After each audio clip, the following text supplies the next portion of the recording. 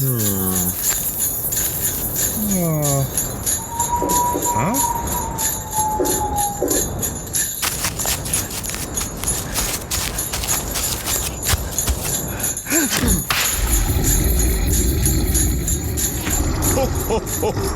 You're listening to Cryptid Clues, featuring your hosts, Taylor Field and Reuben Olson.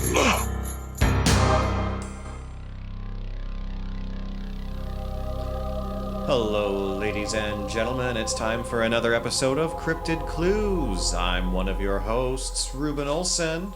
I am your other host, Taylor Field. And today we're going to have a very special topic with a slightly different format where I do a lot of listening. But first, Taylor, give us some plugs. You can find us CryptidClues.ca. That is where you can find our blog, information about the show and us, and our episodes. You can also find us on social media, Twitter, Facebook, and also on our Patreon, where you can get ad-free exclusive episodes early. It is a good time. You can also send us an email, cryptidclues@gmail.com. If you ever want to say hi, send us an experience or anything like that. But today is starting off our holiday season. Mm-hmm. Lots of jingles, lots of jangles, and maybe a couple of ho-ho-hos. Because we're going to be talking about... Not Santa Claus, but... Oh, really? He's not a cryptid? Well... You could classify him as one. He could be classified. That's interesting, actually. Can you imagine? Like, hey, do you see Santa? I have a report to give you. I got some boot prints. I made some casts on top of my roof. I would actually be really interested to go into Santa Claus sightings. That'd be kind of cool. Can you imagine the government's been hiding Santa Claus from us this whole time? Nobody knows except children. Only children. And nobody's going to believe the children. No. Well, we're not talking about Santa Claus, though, today. We're talking about the Christmas witch, Frau Perchta. I hope I'm saying that right. Frau Perchta? Perchta. Or Perchta? Perchta. It could be Perchta, yeah. It's German, right? Yeah. Frau Perchta. So you have to say it with more meaning. I can do this because I'm German. Frau Perchta. Frau Perchta. That can't be it. That can't be it. Nine. Oh my gosh. So this is more so going into folklore. But yeah, it's Christmas, like you said. Christmas time. The holidays are here. So we wanted to kind of focus a little bit on something that is a little bit more festive. And Christmas makes me think of like Jack Frost and stuff, not... What is this, like a granny or something? The Christmas witch. And the Christmas granny, the Christmas granny, yeah. Now, a lot of these kind of folklore and really terrifying entities or beings, a lot of them stem out of, German folklore and origin. It's very interesting that they created. German Christmas grannies would be terrifying. Yeah. I got you a gift. 9. Yeah, I'm out. That'd be terrifying. Especially this Christmas nanny or granny, what she does. Like, you don't want to get on her bad side, essentially. So, the traditional narrative in Bavaria and Austria, it was said that Perchta was to roam the countrysides at midwinter, entering homes during the 12 days between Christmas and Epiphany. Ooh, the 12 days, like the song? Exactly like the song. Epiphany, now, again, if you aren't totally knowledgeable on what that is... On the 12 days of Christmas, Grandma gave to my son... I said Minecraft, not Mein Kampf. Epiphany is celebrated as a mark of Jesus, so his manifestation and the incarnation 12 days after Christmas. She would essentially know whether children and young servants of households had behaved well and worked hard throughout the year. If they had, they would be rewarded with small silver, usually in the form of a coin, and be given to them in a piece of apparel or sometimes like a pail or a bucket. Like the Tooth Fairy. Like the Tooth Fairy, exactly. If they misbehaved, and this is again where it gets a little bit graphic, she would slit their bellies open, remove their stomach and intestines, and then proceed to stuff the open hole with straw and rocks. Exactly like the Tooth Fairy. Or at least how I'm going to teach it to my kid. Oh, God. That alone is just absolutely terrifying. So I'm curious, what are your thoughts on this entity? What kind of garbage? I think just straw and rocks.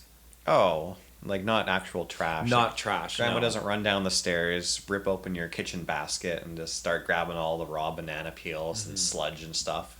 No, you're That's safe. a lot of extra work. You're safe from that. I mean, I eat enough junk food as is, so I'm already full of garbage. Oh, there you go. I don't know about my kid though. I don't want him to be hurt. Well, he's just gonna get a little dime. I'll probably be the one getting the stomach cut open. I don't know if I can stomach the situation.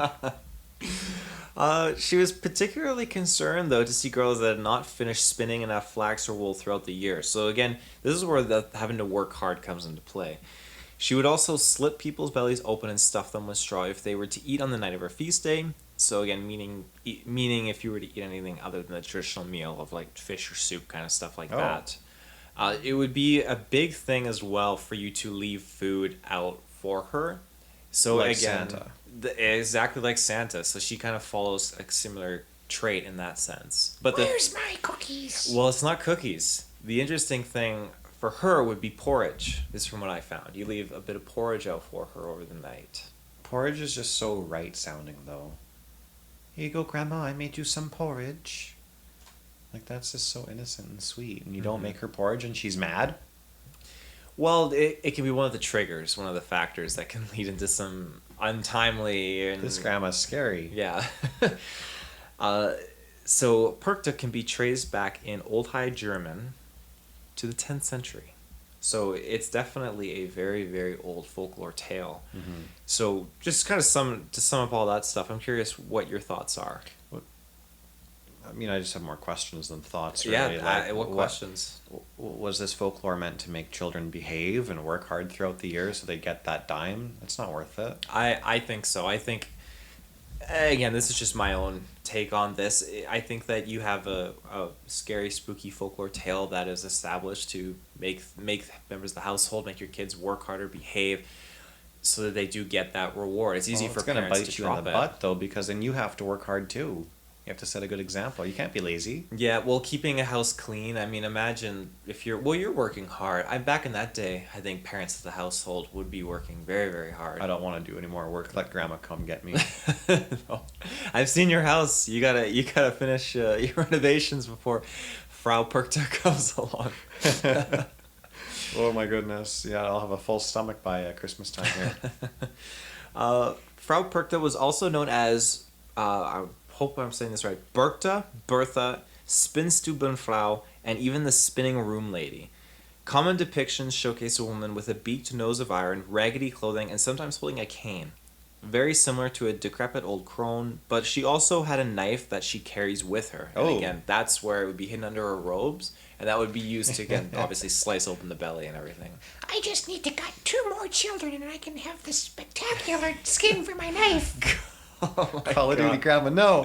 Oh my gosh, that's The little terrifying. metallic rainbow knife she just whips out. You know she's got lots of kills.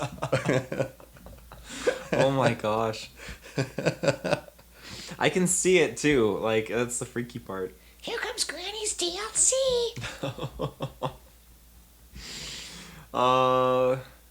I've lost my train of thought. She's got double XP weekend. Watch Double out. XP, yeah. I'm a frequent Call of Duty player, so I definitely relate to that. Tradition says that it's custom to, again, leave a bowl of porridge out for her. Now, here's the downside. If you catch a glimpse of her eating, she will permanently blind you. Why? What's wrong with her eating? I honestly don't know, and I could not find any more insight into that. And I looked, because I was really curious. It's like, there's a whole, I don't want to say stigma, but the whole kind of society aesthetic to catching Santa Claus, where if you catch him while he's eating a cookie, you know. He permanently blinds you. No. Santa, is that you? Eating the cookie crumbs. Santa, do you like the cookie? And he just jabs you in the eyes with both Does fingers. The Three Stooges kind of blind motion. Oh my goodness. No, it's just kind of the opposite, where like kids will catch Santa Claus at nighttime eating the cookie kind of thing like that. And again, this is just, Frau is parallel to Santa in so many ways, but there's so much negative context to No, it. Santa, that's not your porridge. Leave the porridge. Yeah, leave it. That's for Frau. But yeah, as I was saying, it just there's a lot of negative attachments to this being, and it's not all just fun and games, really, like Santa Claus is, and it's just interesting how there's such a negativity attached to her. It's also said, again, that she roams the countrysides. When she roams the countrysides, she is accompanied by demonic-looking Parkton. Parkton, which is basically her army of servants. Now, you've obviously seen imagery of Krampus, right? Yeah. So the servants are basically very similar to that. They are demonic heads with goat-like antlers on their heads, bipedal, and their bodies are fully covered in hair. And again, they're not tall. They're probably like half our size. So I'm curious what you think about just those beings on themselves. It's like little goat men following her around. Yeah, and I know we've talked about like previous cryptids that kind of be demonic and have those similar traits and characteristics and physical attributes. So I'm curious what you think about these ones. Well, something could have stemmed from that. Maybe we should be very wary of dancing on Grandma's bridge. Yeah, there you go. I'm dancing on your bridge, Frau. It's my bridge now. There is a silver lining to this folklore tradition, however. She does go by another name of Holly. A winter... That's a very normal name. Holly. Holle. Not spelt like your typical Holly. Still, like, that sounds way friendlier than everything else that you've said so far. Yeah. So basically, a winter white-robed goddess whose name means shining or bright. This is actually due to her association with Epiphany, the shining night that involves the Star of Bethlehem. That took a turn. I know. Again, it is a silver lining. It is very, very different. And again, I found that very interesting. I also wanted to relate that because she is a woman. She's wearing white clothing. She can appear in these manifestations. So I wanted to dive into a little bit of the woman in white and specifically the ghost sightings. These are sightings that have popped up everywhere. And this is me just kind of playing on the, not necessarily like there's a connection. I'm not saying the two are spot on, like, oh, Frau Perchta is like the lady in white ghost that pops up all across the world. I'm not saying that. This is just something I found interesting that I wanted to bring in to discuss. So, Not to be frowned upon. no, no, not at all. The woman or lady in white is a type of female ghost apparition, typically dressed in white garments that is seen throughout rural areas and associated with local legends of tragedy. These sightings occur in many countries throughout the world, like Brazil, Canada, Czech Republic, Germany, Hungary, Ireland, Japan, Netherlands, Philippines, Russia, Thailand, United Kingdom, United States, and so forth. And I just wanted to kind of like poke your brain a little bit about what you know about the woman in white. Nothing. Really? But you've heard of this paranormal I've heard of ghost stories where like a woman's wearing like a white dress or something, but I've never associated that with one particular type thing. What do you mean? Elaborate on this. Well, I've tried looking into different experiences. I'm not going to pinpoint any specific ones because obviously I don't have permission from some of these individuals, but I will just kind of like vaguely elaborate that usually people driving on roadsides, and they'll see this manifestation, and it could be other forms of just being attached to certain buildings when they're sleeping, and it appears over top of them. And there's a lot more in-depth parts to these kind of encounters where it's almost like something is trying to be like egged on or something is trying to be instigated, and I find that very interesting, but it's never considered to be a very positive appearance. Like I mentioned in my notes, it's usually associated with tragedy or something is coming out of it. Not literally, but something is to manifest out of it that could be pretty bad. So, Speaking of manifesting things pretty bad, ad breaks kind of suck, but let's get one of them out of the way.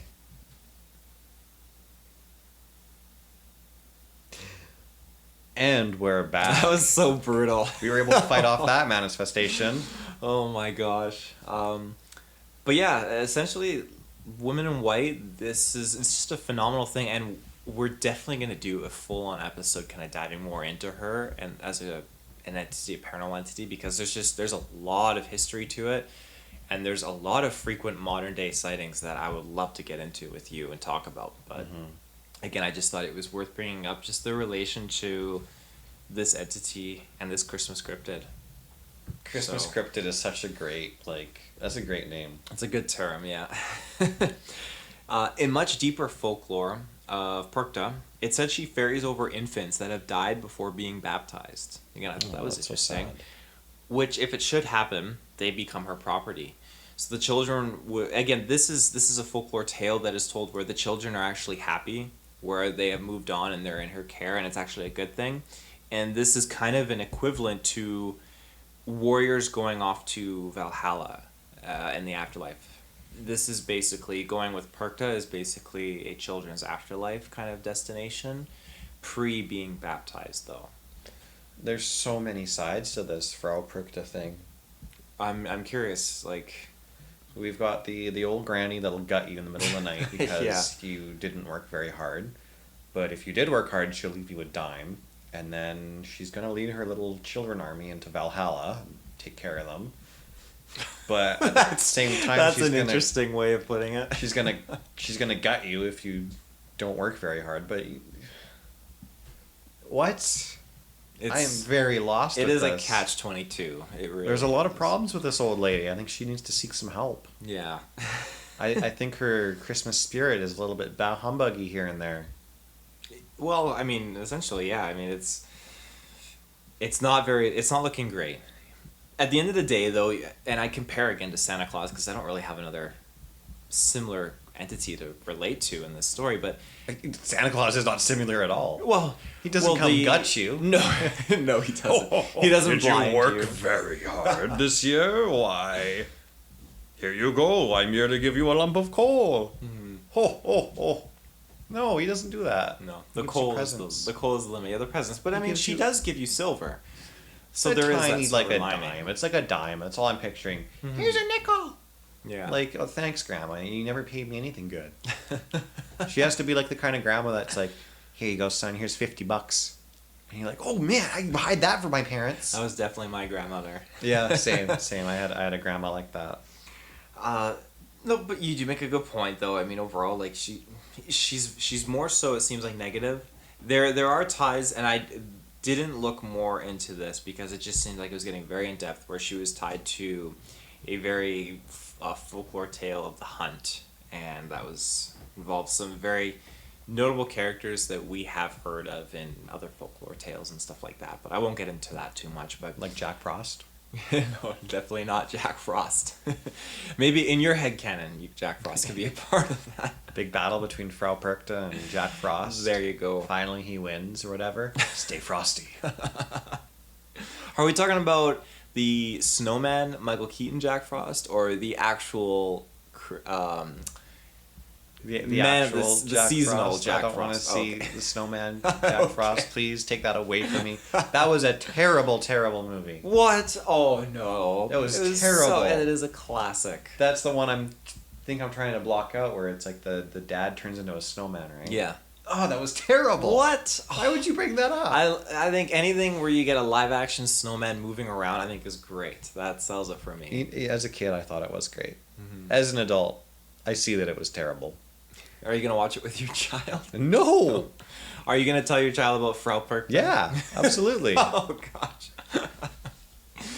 Oh, a little bit more research I was doing into this. There was a lot of individuals from Germany, especially, that actually had never heard of this folklore tale.